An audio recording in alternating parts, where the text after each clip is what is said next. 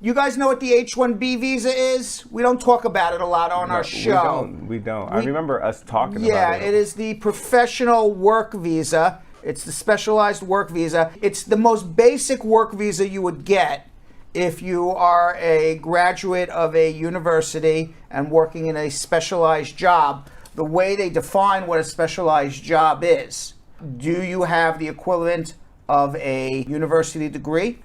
And are you working in a job that requires, the minimum requirements are a university degree? If you have those two things, a equivalent of a university degree, the minimum requirements for the job, that would be a specialized job that would allow you to apply for an H-1B visa. And you have to be working in a job, by the way, that's related to your degree. So there's 3 requirements. I forgot to add that. I might as well add all 3. Okay. Okay. One is you have a college degree or equivalent. You're working in a job that has the minimum requirements require a college degree. And number 3, you're working in a job that's related to your education. Now, let me give you an example. Let's say, for example, Jonathan, you go to university. What did you study at university? Mass communication media studies. Mass communication media studies. Okay. And let's assume your parents never immigrated from America and you're born in Africa and you have this degree in mass communication studies. And you get a job as a computer analyst in America. Okay. You would not be able to get an H-1B visa because your job has nothing to do with your education. Oh, wow. Okay, this is how the H-1B visa works. Now, let's say you get a job working at NBC television as a producer. Well, yes, the minimum requirements of a job for a producer at NBC television would be a university degree. Yes. You have a university degree and it relates to your job. So you would be able to get a job on an H-1B like that. Ah. Okay. And I'll give you one more example. Okay. Okay. Let's say you have a job, you have a degree as a botanist. Botanist is somebody who studies flowers. Flowers, yes. Okay. And you get a job working in a flower shop putting flowers in a vase. I got this job. I'm the guy who puts the flowers in the vase, or the woman who puts the flowers in the vase. I make the vase of flowers, and it gets sent off. I have this degree in botany.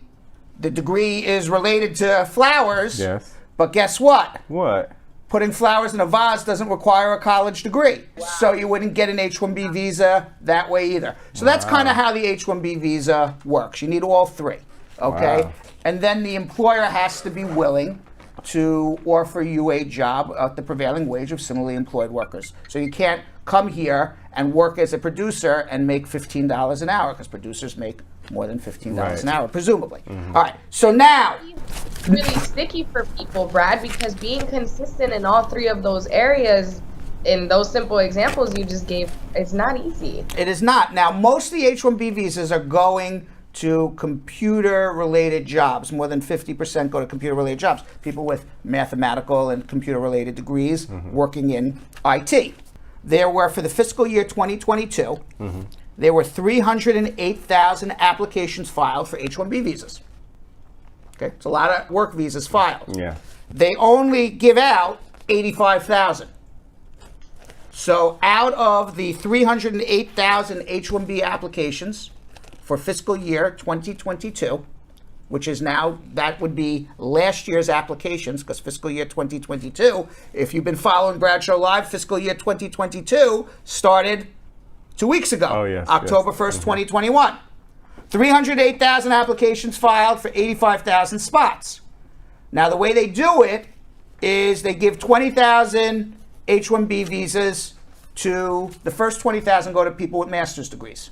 So out of those 308,000 people, let's say 50,000 people with master's degrees are out in that group of 308,000 people. They do a lottery, Yolanda Vega, you know, like in Powerball or New York State Lottery, where they literally pick things out of a hat, or maybe That's a computer does it. I don't think they do it out of a hat anymore, but it's a computer does it. They do That a would be a lot of lottery, paper. there'd be a lot of paper if it was out of a hat. They pick 20 out of 50,000. The 30,000 people, I don't know what the exact number of master's degree people out of that 308,000. But it is 20,000. 20,000 only. Then let's say as a master's degree candidate, you did not get into that first 20,000, then the last 30,000 would go into the group of 288,000 for the last 65,000 visas. So I mean, literally out of 85,000, 816, if you have a bachelor's degree, you probably had a 1 in 10 chance or a 1 in 9 chance of getting an H-1B visa. With a master's degree, we don't know how many people with master's degrees filed. I don't know that statistic, but probably a 1 in 2 chance, somewhere in there, of getting an H-1B visa. They only give 65,000 out for a country which is the largest economy in the world, still, much bigger economy than China, okay, with 300 plus million people. 65,000 professional work visas a year. I mean, it's absolutely crazy. Yeah. Okay, now, before Donald Trump left office, he changed the rules for H-1B visas and made it so difficult to get an H-1B visa that almost 24% of the initial H-1B visa applications that were filed under Donald Trump's presidency were denied. Wow. Versus, compared to 2015 with Obama, 6%. He really made it much more difficult to get an H-1B visa. He didn't want professional workers coming here. He didn't want anybody coming here. Now, one of the other things that he did, and the reason why I'm talking about this is because it's now back in the news again, was that he had the Department of Labor make a rule, and it hasn't passed yet, this rule, that instead of doing this lottery, which we just talked about, they're going to now decide on the 85,000 people out of, let's say, 300,000 that apply. The highest paid of the 300,000 will now get the visa. Oh my God. So it will be a race to the top.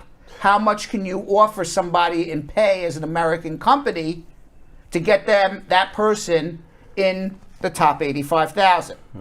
That was a proposed rule by the Department of Labor. It was never went into effect because there were a bunch of different groups that sued the Department of Labor and said that you're violating people's rights and the rules and everything else. And it's been kind of caught up in court. Well, on Monday, the Biden administration weighed in on this. And they agreed with Donald Trump. And they're asking the court to uphold the Department of Labor's new rule that says that we're going to do it based on highest wage first. Now, the Department of Labor, they say they're raising wages. But, you know, according to most experts, what would happen, and what's happening now with H-1B visas, is that American companies are just outsourcing their work outside of the United States and not having workers literally come into the United States of America. And it actually causes the economy to be reduced, not to be increased. Because they're now setting shops up in other countries rather than setting up employment here in America. So it's a huge, huge problem. So I'm surprised that Biden's doing this. So that's why we're talking about it. Yeah, I am too. Now, Stuart Anderson, the executive director of the National Foundation for American Policy, which is a non-partisan policy research organization focusing on trade, immigration-related issues, he wrote recently in Forbes Magazine that if the Biden administration enacts the policy changes to H-1B visas, the changes will not be positive for employers.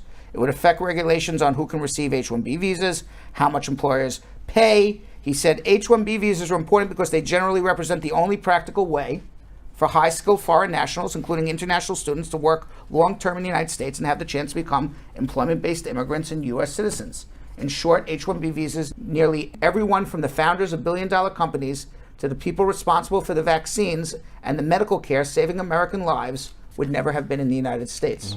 You know, the founders of Google. You know who it really affects? People on student visas who are here in the United States. How stupid is this of the United States of America? We, you know, have a cap and now do the cap based on highest salary. When you get out of college, you're not getting the highest salary. You're getting entry-level salary. So the United States spends their time and their resources and their efforts educating people and then saying, sorry, you can't work here, you got to go home.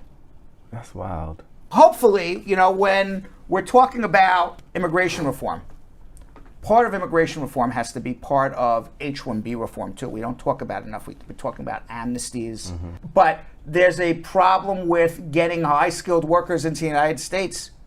And I just read a statistic recently that there's over 1 million open jobs for computer-related jobs in America right now that can't be filled. And we're offering, out of a country of 300 and how many people? 20 million, 350 million, whatever we got here.